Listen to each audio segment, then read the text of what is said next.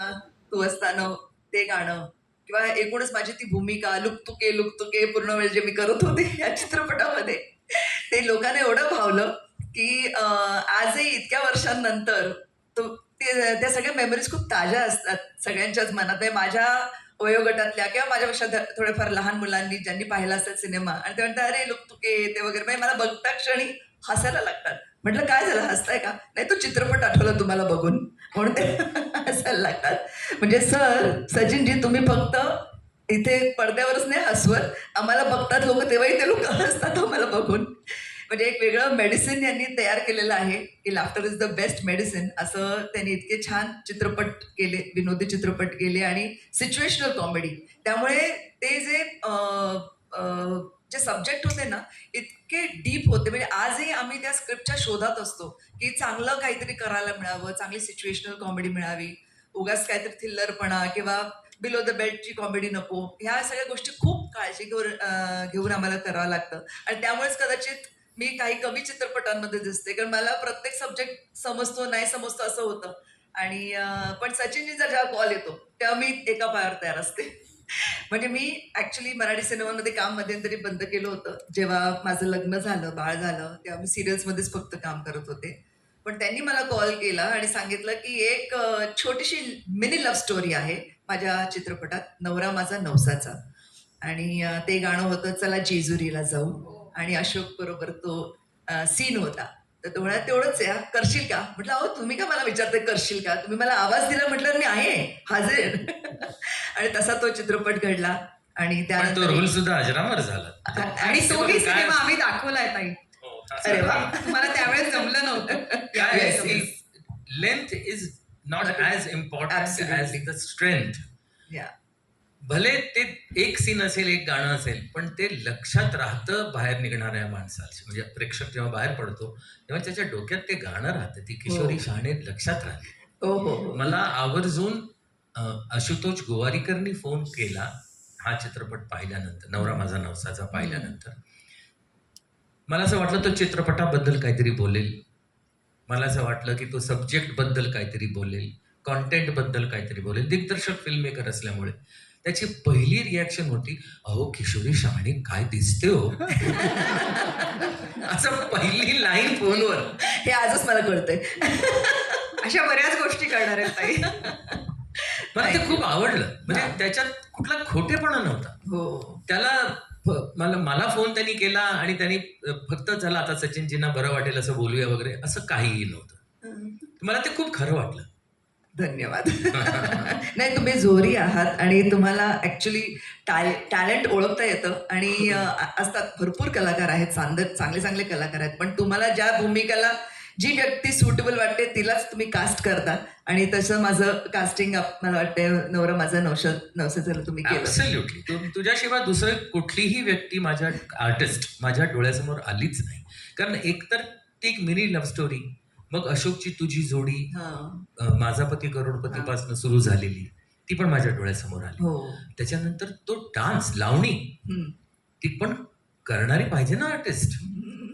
आता ही इतकी छान डान्सर आहे की ऋतू हसताना तू असताना जे गाणं जे या चित्रपटातलं होतं त्याच्यात मी सुद्धा होतो. पण तिची रिहर्सल मी जेव्हा पाहत होतो तेव्हा मला कळलं की ही खूप छान डान्सर आहे. मी तिला विचारलं तू शिकलेस का? ती म्हणाली हा थोडीफार शिकले, पण मी स्वतः पण मला खूप आवडतं डान्स करायला. आवडतो बेसिकली. त्यामुळे मला हवं असतं तर मी सुद्धा डान्स करू शकलो असतो. मला कॉम्पिटिशन पण मी नाही कॉम्पिटिशनसाठी अजिबात. सर युअर अरे ते कोरिओग्राफर होते, त्याच्यावर यायचंच आहे मला. हे गाणं ते कोरिओग्राफ केलेलं आहे डान्स त्याचा. हा जो ज्या गाण्याबद्दल मी बोलतोय. पण मी ठरवलं की मी नाचणार नाही. ते पूर्ण तिला मिळालं पाहिजे. ते तिचं आहे, ते तिलाच मिळालं पाहिजे. हे मी त्या पहिल्या पिक्चरपासून डोक्यात ठेवलेलं आहे. त्यामुळे चला जेजुरीला जाऊला मला तूच दिसलीस. मी म्हटलं तेव्हा ते माधव किशन यांनी कोरिओग्राफ केलं जेजुरीला जाऊ. पण माधवजींना पण मी सांगितलं की म्हटलं माधव ही आहे बघा, ही परफेक्ट न्याय देणार काय. आणि तो पण खुश झाला, म्हणाला बरोबर आहे, क्या बात है, क्या डान्स किया यार, क्या बात है. असे कलावंत ज्यांनी आपलं सगळं सगळं 100% देण्याचा प्रयत्न केला. तसे कलावंत मला खूप आवडतात. आणि सर, तुमच्या सिनेमामध्ये आज ज्यांना आपण ऍक्च्युली 2 कलाकारांना खूप मिस करतोय ते म्हणजे अशोक मामा, जे काही कारणास्तव नाही येऊ शकले, आणि त्यासोबतच नाही, तो आत्ताच फ्रान्सवर हो हो म्हणूनच ते म्हणाले त्याला की खूप दगदग दमलो आता आहे. जास्त नाही त्याला. खूप आणि दमलोय. आम्ही करू पण देत नाही त्याला जास्त. आणि सुप्रिया ताईंनी पण मला पर्सनली मेसेज करूनही कळवलं की मला फार माझ्या खूप जवळचा सिनेमा आहे ग तो, मला खूप यायची इच्छा आहे, पण त्यांचं शूटिंग आहे त्यामुळे त्यांना जमत नाहीये.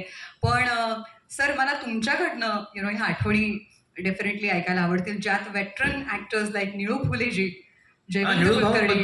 निळूभाऊ बरोबर ऍज अ दिग्दर्शक मला पहिल्यांदा काम करायची संधी मिळाली. सो एखादा किस्सा कळेल सर, एखादा सीनचा या पिक्चर मध्ये मी त्यांना कुबेर आणि अतिशय गडगच्च श्रीमंत अशी भूमिका दिली. गावचा पाटील नव्हतं ते या चित्रपटात.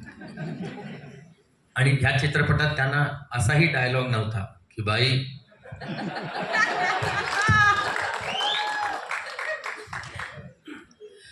परंतु या चित्रपटात मी त्यांना काही इंग्लिश लाईन्स दिल्या होत्या, जे निळूभाऊंच्या पूर्ण करिअरमध्ये कुठल्याही चित्रपटात त्यांना दिग्दर्शकांनी सांगितलं नव्हतं की तुम्ही इंग्लिश बोला. आणि ते अस्खलित बोलून गेले. ह्याचं कारण असं की निळूभाऊंना वाचनाची आवड होती. माझ्या लहानपणापासून मला ते माहिती आहे. अजब तुझे सरकार नावाचा चित्रपट माझ्या वडिलांनी प्रोड्यूस केला होता. राजाभाऊ ठाकूरांनी तो डिरेक्ट केला होता. त्यात मी मेन भूमिका केली होती आणि सुलोचना दीदींनी मेन भूमिका केली होती. आणि त्यात विलनची भूमिका निळूभाऊंनी केली होती. आणि निळूभाऊ मुंबईला शूटिंग करत असायचं त्याचं, तेव्हा मुंबईला जेव्हा यायचे तेव्हा आमच्याच घरी राहायचे. आणि मी त्यांना विचारायचं की तुम्हाला काय आवड आहे मला सांगा, पॅकअप नंतर तुम्ही घरी या. पण तेव्हा टेलिव्हिजन वगैरे काहीच नव्हतं हो. तर ते म्हणाले मला वाचनाची आवड आहे. मी म्हटलं कुठल्या मराठी कादंबरीकारांची कादंबरी तुम्हाला आवडते, किंवा नाटककारांचं नाटक आवडतं किंवा. तर ते म्हणाले अरे सचिन, मी सगळंच वाचतो पण मला इंग्लिश वाचायला खूप आवडतं. हे आम्हाला नव्यानंच कळतंय सर. मी त्यांच्याकरता रोज एक नवीन इंग्लिश नॉवेल, माझ्या बाजूच्या बिल्डिंगमध्ये माझा मित्र राहायचा, त्याच्या वडिलांच्याकडे अशी इंग्लिश पुस्तकांची लायब्ररी होती त्यांच्या रूममध्ये. त्यांचं एक हे होतं, ऑफिस सारखं त्यांनी केलं होतं. तर तिथलं एक एक पुस्तक मी रोज त्यांना संध्याकाळी आणून द्यायचो आणि ते रात्रीत 2 ते 2.5 तासात ते पूर्ण पुस्तक वाचून काढायचे, फक्त इंग्लिश. तर ती आवड मला त्यांची माहीत होती, जी कोणालाच माहीत नव्हती. म्हणून मी त्यांना कधी कधी मध्ये मध्ये इंग्लिशचे, ते म्हणाले तू बरोबर मला दिलेच रे असे. ते म्हणाले तुम्हाला आठवतं का मी लहान होतो तुम्हाला मी पुस्तक आणून द्यायचो. ते म्हणाले अरे हो हो हो बरोबर आहे आता आठवलं मला वगैरे. तर अशा काही आठवणी आहेत या ज्या आयुष्याशी निगडीत आहेत. आणि एवढी मोठी मोठी माणसं त्यांच्याबरोबर काम करण्याची संधी मला मिळाली. डॉक्टर लागूंना दिग्दर्शित करण्याची संधी नाही मिळाली, पण त्यांच्याबरोबर काम करण्याची संधी मिळाली. हिंदी चित्रपटातून पण मिळाली. सुलोचना दीदी, त्यांचा सहवास मिळाला, त्यांच्याबरोबर काम करण्याची संधी मिळाली. असे मोठमोठे कलावंत आहेत ज्यांनी मला आशीर्वाद दिला आणि तो आशीर्वाद अजूनही टिकून आहे. तुम्ही अगदी बरोबर म्हणालात सर की इतक्या मोठ्या कलाकारांसोबत तुम्ही काम केलं आणि अहो भाग्य की आज तुम्ही आमच्या रंगमंचावर आहात आणि गप्पा मारताय. पण सर मला सांगा की अशोक मामा आणि तुमची जोडी इतकी सुपरहिट, तुमचं टायमिंग असेल, डायलॉग्स डिलिव्हरी असेल, ते इतकं तुफान आहे. तर आय एम शुअर की काही जसे डायलॉग्स तुम्ही सांगितले होते की अशी ही बनवा बनवीमध्ये तुम्ही अचानक इम्प्रोव्हाइज केले होते, तसं ह्या सिनेमात काही घडलं का की अचानक भयानक तुम्ही ठरवलं की आपण हे करूयात? बेसिकली अशोकचं सांगणं, सौदामिनी कुहुंकू लहाव. तर कुहुंकू लहाव असं मराठीत वापरचार होऊच नाही शकत.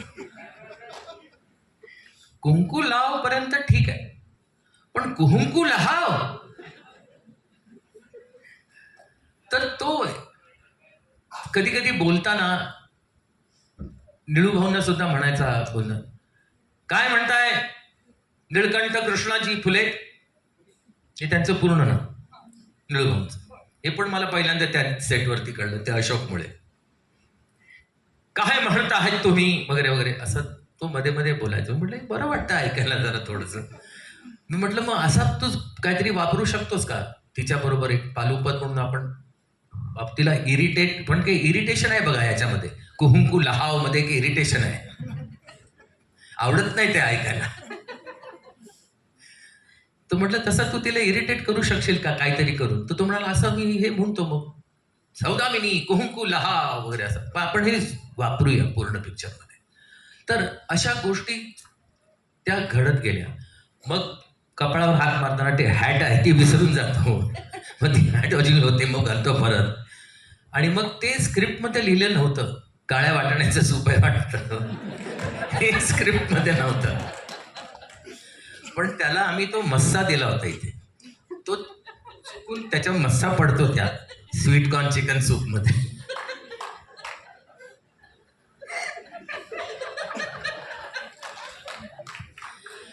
आणि तो पंच मात्र लिहिलेला होता की 6